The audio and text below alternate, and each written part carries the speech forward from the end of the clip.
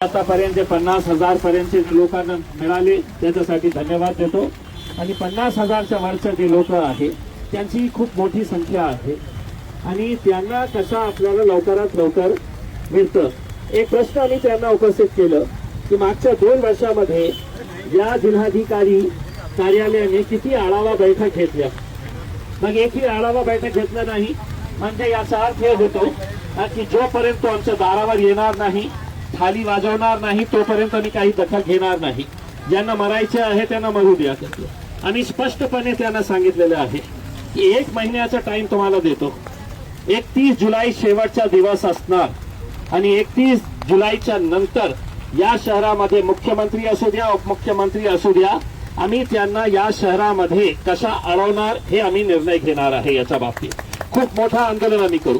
आता त्यांनी आपल्याला जे सांगितलेले आहे की येणाऱ्या आठवड्यामध्ये ती याचा एक आढावा बैठक घेणार आहे आणि ते सगळे तहसीलदाराकडे जे जे प्रकरण आहे ते प्रकरण आपण कसं लवकरात लवकर काढता येईल। आणि त्यांनी आम्हाला शब्द दिलेले आहे की 31 जुलैपर्यंत मी गॅरंटी नाही देतो की सगळ्यांचे सगळे पैसे मिळेल, पण काहीतरी पैसे मिळेल 31 जुलैपर्यंत हे त्यांनी आपल्याला आश्वासन दिलेले आहे।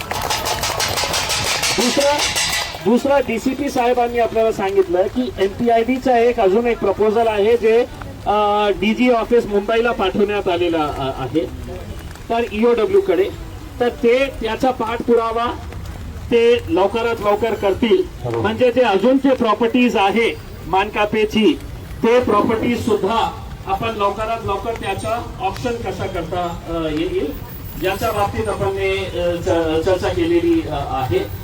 एक गोष्ट स्पष्ट आहे की पोलीस अधिकारी असू द्या किंवा कलेक्टर साहेब नवीन आलेले आहे म्हणून त्यांना काही जास्त इतकं माहिती नाही होती।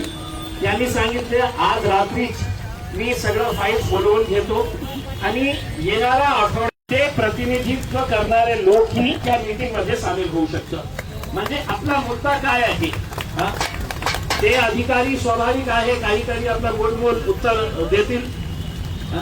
तर म्हणून आपण खूप सकाळपासून आपण इथे आहे आणि मला असं वाटतं की आज आपण हे जे मीटिंग घेतलेली आहे आणि हे जे थाळी वाजवलेले आहे याची गूंज मुंबईपर्यंत गेलेली आहे आणि आता तुम्ही आमची धमकी समजा जे काही समजायचे आहे समजा 31 जुलैचा टाइम तुम्हाला दिलेले आहे, नाहीतर हे लोक काय करू शकते 31 जुलैच्या नंतर तुम्हाला कळेल। आमची प्रामाणिक इच्छा हे आहे की काहीतरी पैसा सर्व ठेवीदारांना असं नाही आहे की 50,000 ते 1 लाख 1 लाख ते 2 लाख सर्व ठेवीदारांना आपण कसा पैसा देता येईल याच्या बाबतीत विचार करू। अनेक असे मोठे प्रॉपर्टीज आहे की जे ऑप्शन मध्ये त्यांनी काढलेले आहे पण कोणीही विकत घ्यायला तयार नाही आहे। आम्ही त्यांना एक सुझाव दिलेला आहे की 10 कोटी रुपयाची प्रॉपर्टी आहे, तुम्ही त्याचा हे डिवाइड करून त्या प्रॉपर्टीजला एका माणसाला 10 कोटी रुपयामध्ये ते प्रॉपर्टी विकण्याच्या ऐवजी तुम्ही 4 लोकांना 2.5 कोटी रुपयाचं ते प्रॉपर्टी द्या। किंवा दुसरा एक प्रस्ताव हे पण होतं की समजा कोणाचे 15 लाख रुपये अडकलेले आहेत आणि त्या 15 लाख रुपयाची जमीन आहे पण कोणी घ्यायला तयार नाही आहे, तर तुम्ही ठेवीदारांना विचारा तुम्हाला पैसे पाहिजे असेल, पैसे तुम्हाला आता मिळणार नाही तर तुम्ही हे जमीन घ्यायला तयार आहे का? तर काहीतरी आपल्या हातात येईल, काहीतरी दुकान असू द्या, काही जमीन असू द्या, काहीतरी आपल्या हातात येईल। हे पण याच्या बाबतीत ही चर्चा झालेली आहे। मी आपल्या सर्वांना खूप खूप धन्यवाद देतो आणि अपेक्षा हे करतो की 31 जुलैपर्यंत आमच्या वतीने जे जे पाठपुरावा करायचा आहे ते माझ्या वतीने तर मी करणारच आहे। आपला सहयोग जशा प्रकारे तुम्ही आजपर्यंत देत आलेला आहे, आपण हे लढाई जे आहे आता आज शेवटच्या फेज मध्ये आलेली आहे मला असं वाटतं आणि आपण सगळ्यांनी मिळून असाच आमच्या सोबत राहा आणि आपण सगळं मिळून एकत्र येऊन आपण हे लढा उभा करू आणि 31 जुलैपर्यंत आपल्याला आपला ध्येय स्पष्ट आहे की काहीतरी पैसा आम्हाला पाहिजे 31 जुलैपर्यंत, नाही तर या मुख्यमंत्री साहेब आमच्या शहरामध्ये तुमचं स्वागत करू छोटे मोठे मंत्री